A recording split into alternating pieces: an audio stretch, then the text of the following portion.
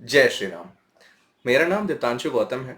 और जैसा कि पिछले वीडियो में हमने सीता और राम के विवाह से पूर्व होने वाले जो धनुष भंग की जो पूरी कथा है उसका विश्लेषण किया था।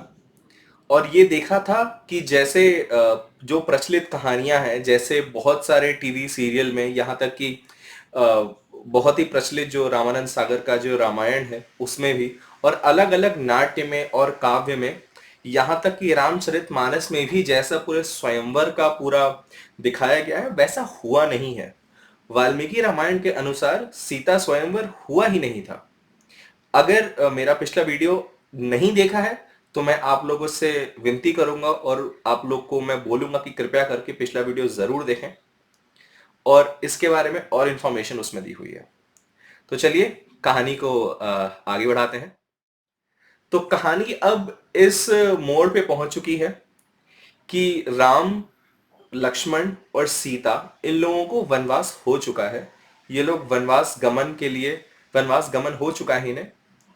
और राम के वियोग में दशरथ जी का प्राण अंत हो चुका है, देहांत हो चुका है उनका। और गुरु वशिष्ठ जो है भरत और शत्रुघ्न को बुलवा लेते हैं, क्योंकि अब बहुत सारे ये कर्म है वो करने पड़ेंगे। और अंत्येष्टि भी, जब पुत्र हैं तो पुत्र ही अंत्येष्टि करेंगे, और राम लक्ष्मण तो है नहीं, उनको बुला लेते हैं। तो ये जो थोड़ा डिस्क्रिप्शन है ये इस पे थोड़ा देखते हैं हम लोग। ये जो ये एक श्लोक है वो ये है: वादनीम दूर पाराम च प्रत्यस्रोत तरंगिणी शुतुद्रु मत रक्षीमाम नदी मिक्षवाकु नंदना। अब इसका मतलब क्या है? ये जो है जो वाल्मीकि जी ने लिखा है वो ये डिस्क्राइब कर रहे हैं कैसे भरत और शत्रुघ्न नदियों को पार करते जा रहे हैं। तो वहां पे उन्होंने ये बताया है कि कैसे भरत और शत्रुघ्न यहाँ पे इक्ष्वाकु नंदन, मतलब भरत और शत्रुघ्न दोनों से है, क्योंकि दोनों इक्ष्वाकु कुल के हैं तो इक्ष्वाकु नंदन का मतलब दोनों से है। कैसे वो दोनों लोग वादनी नदी को लांग कर, और वादनी नदी एक ऐसी नदी है जिसका पार्ट बहुत बड़ा है, बहुत चौड़ी नदी है, तो उसको लांग कर वो लोग आ रहे हैं। और शुतुद्री नदी यानी सतलज, जो आज जो सतलज सतलज जिसको बोलते हैं, कैसे वो पश्चिमाभिमुख हो चुकी है। शुतुद्री मत रक्षीमान नदी मिक्ष्वाकु नंदन, मतलब शुतुद्री नदी जो पश्चिमाभिमुख हो चुकी है उसको भी भरत और शत्रुघ्न ने पार किया। अब सुनने में तो ये बहुत ही नॉर्मल सा है, और ये होगा कि इसमें इसको, इस स्पेशल श्लोक को यहाँ पे बताने का तात्पर्य क्या है। तो एक 2012 में या 2012 ऐसे कुछ एक पेपर आया था जीनोलॉजिक जियोलॉजी और जियोफिजिक्स का। ये 2012 में ये पब्लिश हुआ था। ये पेपर का नाम है fluvial landscape of the Harappan civilisation. अब ये पेपर क्या कहता है? ये पेपर जो है ये बताता है कि सतलज नदी पहले जिस डायरेक्शन में मूव करती थी, ड्यू टू टेक्टोनिक प्लेट में जो शिफ्ट होता है उसकी वजह से सतलज नदी का डायरेक्शन चेंज होता है। सतलज नदी का डायरेक्शन वेस्ट हो जाता है। आज हम ये बात जानते हैं कि सतलज नदी नॉर्थ में बहती है। और ये भी अगर आप चेक करेंगे तो आप जान सकते हैं कि सतलज नदी 1798 बीसी या 1800 टू 2000 बीसी के आसपास जो है वो नॉर्थ मूव करनी शुरू हुई थी। उसके पहले ये जो पेपर है उसके पहले की कहानी बताता है कि आज से करीब 15,000 साल पहले, मतलब कुछ 13 टू 14,000 बीसी के आसपास, सतलज या शुतुद्र नदी वेस्ट हो गई थी, पश्चिमाभिमुख हो चुकी थी। ये बहुत इंपॉर्टेंट चीज है। ये पेपर नेचुरल हिस्ट्री का कोई एक है, American museum of natural history में आता है ये पेपर, और उनका रामायण से कोई लेना देना नहीं है, ठीक है। तो वो ये बात कह रहे हैं कि सतलज जो है अराउंड 13 टू 14,000 बीसी में वेस्ट मूव कर चुकी थी। और वाल्मीकि रामायण में ये अभी 71वें सर्ग के दूसरे श्लोक में हमने देखा कि कैसे भरत भी शतुद्री नदी या सतलज नदी को पार कर रहे हैं जो पश्चिमाभिमुख हो चुकी है। इसका मतलब क्या होता है? इसका मतलब सिंपल सा ये है कि रामायण का जो पूरी कहानी है रामायण की, वो तभी हुई है जब सतलज पश्चिमाभिमुख या वेस्ट की तरफ मूव कर चुकी है, विच इज कि रामायण 14,000 बीसी के पहले हो ही नहीं सकती। रामायण जब भी हुई होगी 14,000 बीसी के बाद ही हुई होगी। और एक तो ये एक अपर क्या बोलते हैं बाउंड्री, अपर बाउंड लग जाता है। और लोअर बाउंड क्या है? ऑब्वियसली 1800 या 2000 बीसी, जब सतलज नॉर्थ की तरफ मूव हुई थी। तो ये एक बहुत इंपॉर्टेंट ऑब्जर्वेशन है जो हम लोगों को एक कदम आगे बढ़ाता है रामायण की डेटिंग करने के लिए, कि रामायण एक्चुअली में इन सब एविडेंस के हिसाब से कब हुई होगी उसका अनुमान लगाने के लिए। तो चलिए अब आगे थोड़ा और बढ़ते हैं।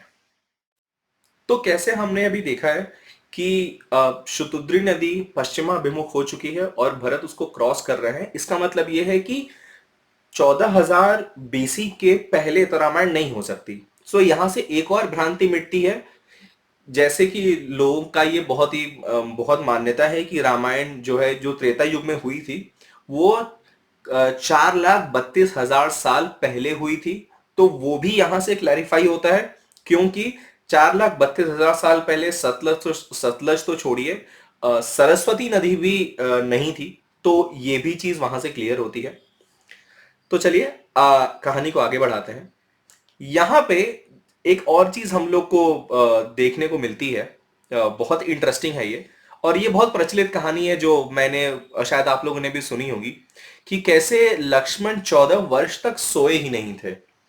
और एक शायद ये भी कुछ लोगों ने सुना होगा कि इंद्रजीत का वध वही कर सकता था जो 14 साल से लगातार जगा हो। तो ऐसी कुछ कहानियां हैं।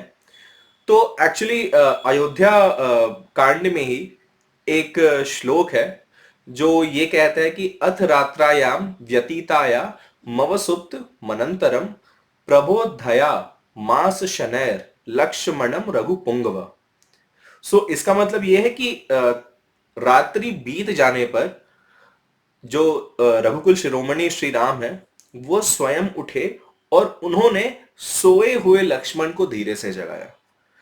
और ये इसका रेफरेंस मल्टीपल टाइम्स बहुत जगह आया है, जहां पे श्री राम लक्ष्मण को जगा रहे हैं या लक्ष्मण उठने के बाद श्री राम को जगा रहे हैं और अपनी यात्रा आगे कर रहे हैं, या फिर अपने आगे की जो उनके काम है उसको कर रहे हैं। तो एक यहां से ये भी भ्रांति थोड़ी क्लियर होती है कि ऐसा नहीं है कि लक्ष्मण 14 साल तक सोए ही नहीं थे।